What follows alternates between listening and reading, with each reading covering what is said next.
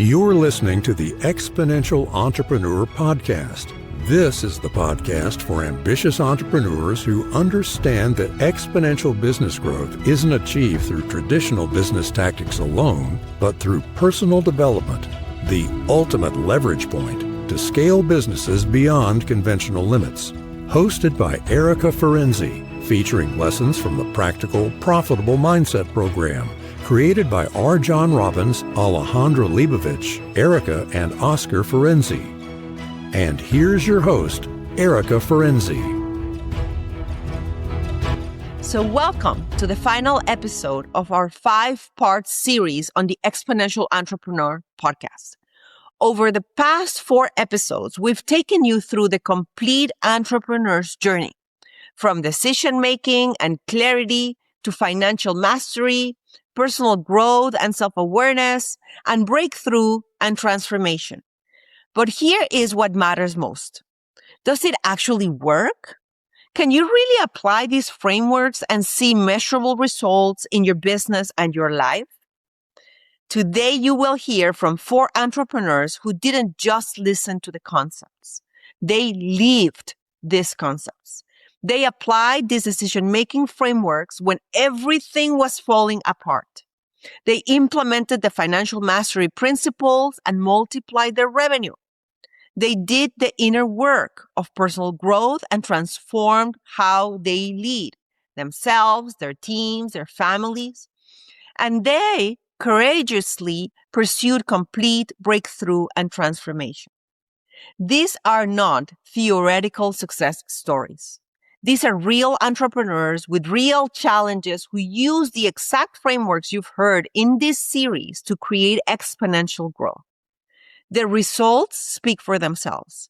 Millions in revenue growth, complete business rebuilds, transform leadership, and the courage to build the lives they truly, truly wanted. So let's start with Kristina Wilson, who proves that the decision-making and clarity frameworks work even when your world is falling apart. Right at that time, right around that time period, the partnership split too. And it was really just like, okay, this is one of those crossroads in life that you got to make a decision. And is it fall down 7, stand up 8? Or is it just going to be, screw it, let's see what happens. And it was really just a decision moment. I kind of looked, that was one of those times where I really kind of turned inward and I'm like, I'm 40 years old. I have never failed at anything in my life. What in my right mind thinks that it's going to start now? And I made a decision to basically just start step by step. Again, it wasn't where I shut down one business and started the next one. It was all, just on cruise control. It was a ton of work. I was shutting down the prior business and making sure that everything got closed out properly, make sure all the accounts and all the bills got paid and all that stuff to completion. And then at the same time, I was launching a new business. And when I say I started from scratch, I mean, I walked away from that partnership. So everything had to be rebuilt. I started from scratch.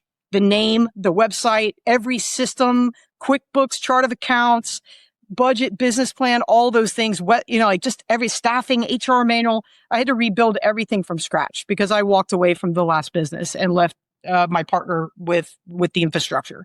So again, I didn't have a lot of time because I had 90 days. But the beautiful thing is, when that happened, not only had I been in HTM with a full C-suite, like I had a COO and a CEO at the time. And I was attending, just the base foundation, all the different workshops and things like that. But it was 4th quarter of 2021 and I was going live January 1, 2022. So I had 90 days. So I got with my C-suite and I came up with a game plan and a never-ending to-do list. And I said, here we go. And I just started one at a time on that journey, again, rebuilding. What it taught me was that it doesn't matter what happens in life, you can rebuild. And when you go back to rebuild, you're going to come back quicker and stronger and more focused on what you want and what you don't want. And that lesson taught me that I can rebuild a 7-figure law firm in 90 days. So no matter what happens to this law firm or that law firm or whatever, it can be done. And yeah, I broke the 7-figure barrier in that new law firm in 6 months. Once we had opened, it took me 6 months. Kristina rebuilt a 7-figure firm in 6 months by making clear decisions under pressure and executing with focus. But decision-making is just the beginning. You also need to master some financial principles. You will hear now from Chris Markarian, who grew his firm from 1 million to 3 million in consecutive years by understanding what profit really means. We've learned enough through PPM and HDM that profit is not only by money. The definition of profit we've learned from you and Oscar and Ali and Arjan is exchanging something of lesser value to you for something with higher value to you. Can you give us an example of something like that? Absolutely. I mean, you have staff members that go through hardships. They have trouble at home, and you put up with it a week, 2, 3, 4 weeks, a month. Hey, we know you're going through a hard time. So the level of expectation from you when we had a KPI set for you to perform 4 things, it's okay for you for this month to perform 2 things instead of 4. We won't hold you to the same level that we normally do when you don't have this hardship that you're going through. And even if I'm exchanging losing money for that month, but the comfort, the safety, the happiness I provide my staff is that glue that keeps my staff together. So when I'm going through a cash crunch, when I'm going through a hard time, they have my back the same way I have their back. And that's very rewarding and profitable to me. Chris discovered that true financial mastery isn't about maximizing revenue. It is about creating value in every single exchange that you have with another human being. But this is the thing. Even with clear decisions and clear financial systems, sustainable growth requires something a little bit deeper. The personal development work that transforms how is that you show up. So you will hear from Melinda Grimaldi how the inner work she did eliminated her Monday scaries and transformed her leadership inside and outside of the office. Let's listen. What did running your practice before that felt like? I had the Monday scaries all the time. I just would always have something in the pit of my stomach that made me feel very uncomfortable. Something's going to go wrong, or not knowing what to expect. I was behaving very reactively to everything. Mm-hmm. And so I think that's one of the biggest things. And then, if something were to go wrong, and that's life, things happen, right? We make mistakes. We're human. We have issues with employees. We have issues in our lives, our personal lives, our business. And it was just, it tore me up each little time. And so it was I tortured myself. That's the best way, of just how I would behave. What I'm hearing you say is that you were growing this business and you were making, very good progress, but it was hard and sometimes excruciating and anxiety driven and stress driven. And yes, I'm hearing that correct? Yes. Yeah. So you were doing all of this and not really enjoying the journey of the process. Yes. And how is it now? Well, now my approach to life's issues is very different, right? Now I learn from my mistakes. I always look for the lesson, right, of what we're going through. And just by reframing how I look at the day to day really helped me just show up differently. It's not the same waiting for the balls to drop or the apples to fall off the tree. I'm collecting them when I intentionally decide. I was working way too much before. I wasn't able to shut off because I was always afraid something was going to happen. So I always had my phone on. I always had my messengers on. I always had my emails turned on and pinging me. And now I created boundaries for myself so that I could show up better for myself and for my kids. And so life just has so much more joy. The leadership side, everyone on my team knows we don't speak negatively about things. We choose our words, how we describe things. Even in personal life, we show up and give gratitude every Thursday morning on a call together. And so I have found little ways to implement that and to, into how, teaching them a little bit on how to show up. And I think that's pretty cool too. For me, when I think of my mindset, that in the building that muscle is so we're ready for life's challenges, because the challenges will come.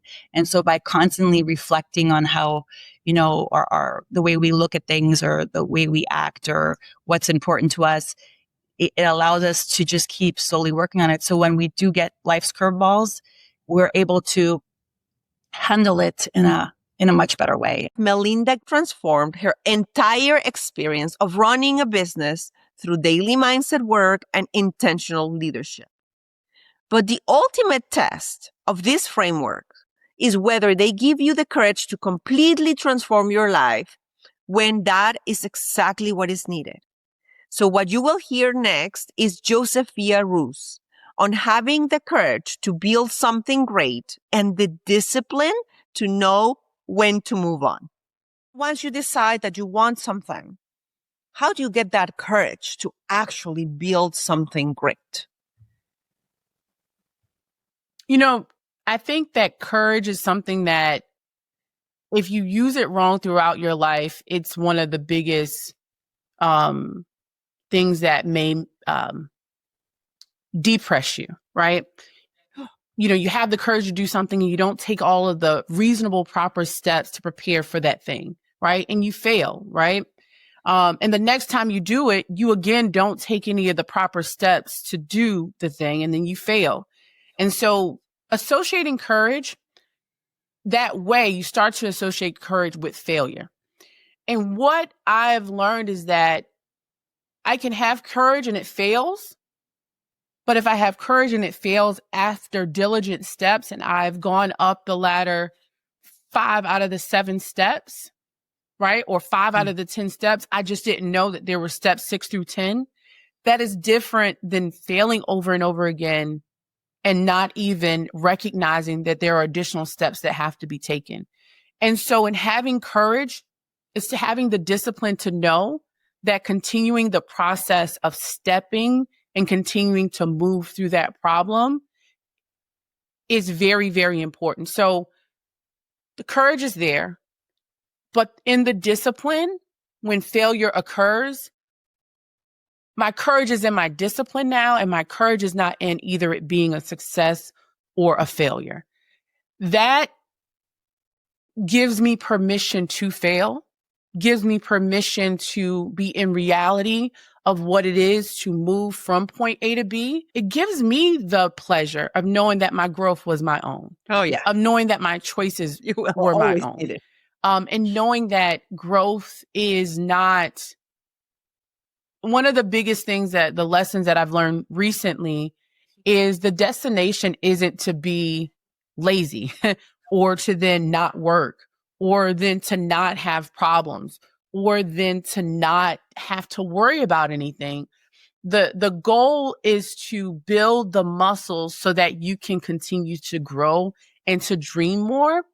But if you don't use that feeling of courage with discipline, wanting more is to want to do less. And that is not the reality of what defines a great life. So connecting courage to discipline connects courage to a life where I'll still have to have courage and I will still build courage, instead of I'll eventually have a life where I don't need courage at all. You always need that. You always need discipline. It's more courage and it's more discipline that you need later. And being on that journey, it requires you to be in the orientation that you're creating a life where you want more courage and you want more discipline. And it's different. It's not, I'm talking to you in relation to you, realizing that this is an anomaly of thought, right? But practically we can think about it. But when, again, you're building that muscle and you see it, that's when the desire comes, right? It's a different, a lot of people say, I don't want to do that. That's a lot. I don't want to do this. That's a lot. And that's the end of the analysis.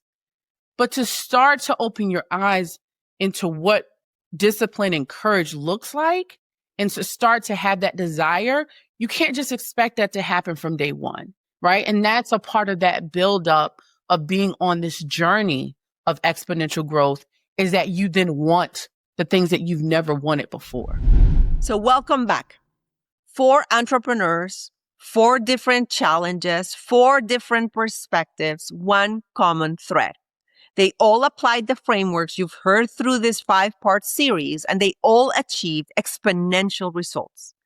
Kristina made clear decisions under extreme pressure and rebuilt a 7-figure firm in 6 months. Markarian redefined profit and grew his business from 1 million to 3 million while building a team that has his back. Melinda Grimaldi eliminated her Monday scaries and created a workplace culture built on gratitude and intentional leadership. And lastly, Josephia Rouse developed the courage to build and the discipline to transform, knowing that growth was her own. These aren't unicorn stories. These are systematic approaches and applications of the frameworks we've shared with you in every single one of our episodes. Decision-making clarity that cuts through confusion and creates momentum. Financial mastery that goes beyond tactics to create sustainable wealth. Personal growth that eliminates reactive leadership and builds on authentic power. Authentic power. How good is that? And the breakthrough mindset that gives you courage to become who you're really meant to be. Now you've heard the complete blueprint, the frameworks, the principles, the inner work, and most importantly, the proof that it works when you apply it consistently. So this is what you need to remember. Your exponential growth isn't a matter of if, it is a matter of when. Everything you need is in these 5 episodes. The only question remaining is, what are you going to do with what now you know? That's the question. The frameworks work. These entrepreneurs are living proof. Now, I invite you, because it is your turn to apply them and write your own success story. Thank you so very much for joining us for this complete 5-part series. Take action on what you've learned. Share this with other entrepreneurs who need to hear it. And remember, everything exponential starts from within. If these insights resonated with you, be sure to listen to the full episodes for deeper context. For now, stay healthy, stay hungry, and stay focused. And we will see you next time. Thank you for listening to the Exponential Entrepreneur Podcast. We encourage you to take action on it today. Share what you've learned with another entrepreneur. Sign up for our newsletter to get bonus content you won't get anywhere else at exponentialentrepreneur.com, and subscribe to the Exponential Entrepreneur Podcast to receive the next episode. Until next time, keep breaking through limiting beliefs and growing exponentially.